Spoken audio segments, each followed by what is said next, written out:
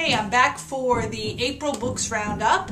Happy to announce that Brandon was the winner of last month's book, and he's got a copy of Memoirs of an Addicted Brain by Mark Lewis.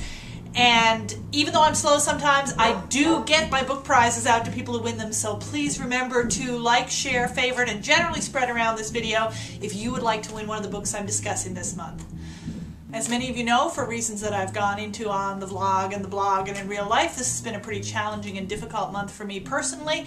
However, I would have to say there has never in my life so far been a day, a week, or a month so challenging and difficult that I couldn't read. In fact, reading is usually the thing I retreat to when things do get overwhelming.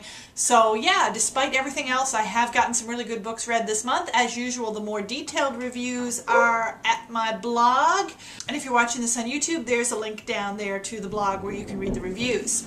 I always get a laugh out of anything by Jasper Fforde, and the latest installment in the Thursday Next series, The Woman Who Died a Lot, was no exception. This one came out last year. I only just got around to reading it. Full of the usual twists and turns, people jumping in and out of books, people time traveling, except now we've decided time travel can't happen because it turns out it never got invented. And just a lot of twists and turns, but also some kind of neat touches that make such an incredibly fantastic story also kind of realistic as Thursday Next and her family are getting older.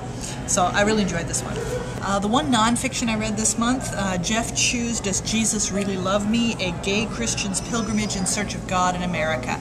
If you are at all interested, as I am, in the ongoing battles over the place of gays and lesbians within the Christian church, you will find this interesting. It is part memoir, Jeff Chew talking about his own experience, but also part investigative journalism, him talking to other people about their experiences from a variety of different backgrounds.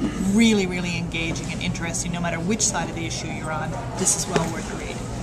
Was really disappointed that there wasn't a copy of this book available at the bookstore for me to show you, not only because I don't think you can see the cover very well on the playbook, but also because I'm sorry that it's out of stock there so soon after it came out, and I certainly hope they're reordering it.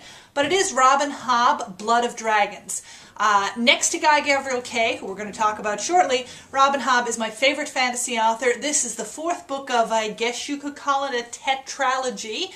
But really it's kind of a 13ology because she's written 3 previous trilogies and now this series of 4 books that are all set in the same world, and although they have different characters, they kind of are all concerned with the same larger series of events, which is this is a world where dragons used to coexist alongside with humans. They have become extinct and now they are coming back. Dragons are being reintroduced into the world, into the ecosystem as it were, and of course humans have to contend with that. Fascinating unfolding story over these last 4 books, and it's a high tribute to Robin Hobb that she is the only fantasy author who could make me care about dragons, because generally I don't. Favorite book of the month was definitely Guy Gavriel Kay's River of Stars. Kay will always be my favorite fantasy author, and this was a fantastic book. It's really big and thick, but even so, I was trying to force myself to read it slowly to try and make it last longer. It's set in kind of an alternate history version of medieval China. Very, very fascinating, intense story. You should definitely read my full review of it. This one, I could not make it last long enough to stay in this world as long as I wanted to. Okay, this month's classic was Anna Karenina by Tolstoy. Not a second chance book in the sense that I'd attempted it before, because I never had. I'd read War and Peace and found it really boring, and always kind of felt I should read Anna Karenina. And true to form for the classics this year, I enjoyed it a lot more than War and Peace. Found it really quite absorbing. Definitely points where it was slow, and I wasn't sure I always really liked Anna or cared that much about her outcome.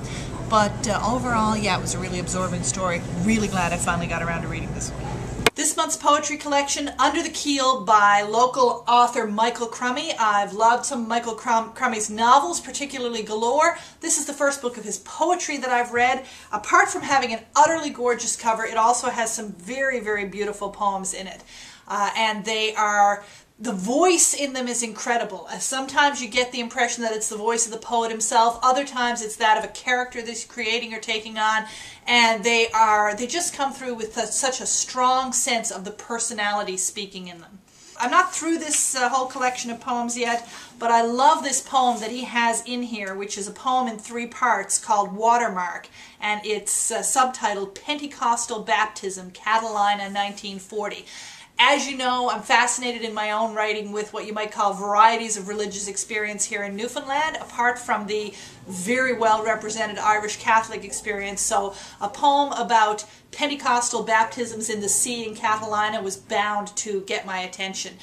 This is the third part of that three-part poem, and I think you'll get a sense of what I mean by voice. Washed in the blood of the Lamb, amen. I wants a good dunking right enough.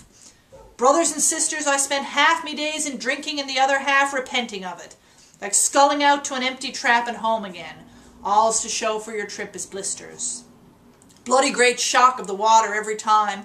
So cold going under, it's like being shorn front and back with a rusty blade. Surprised there's no scars to tell the scouring. Only down a second before Harold Skeins hauls you out by the armpits, but I never felt so clean as coming up into the glow of those faces attending on the land wash, all praying for my sake. I've been soved 3 times now. Please God, this one will take. Isn't that fabulous? Love it. So enjoying the poetry.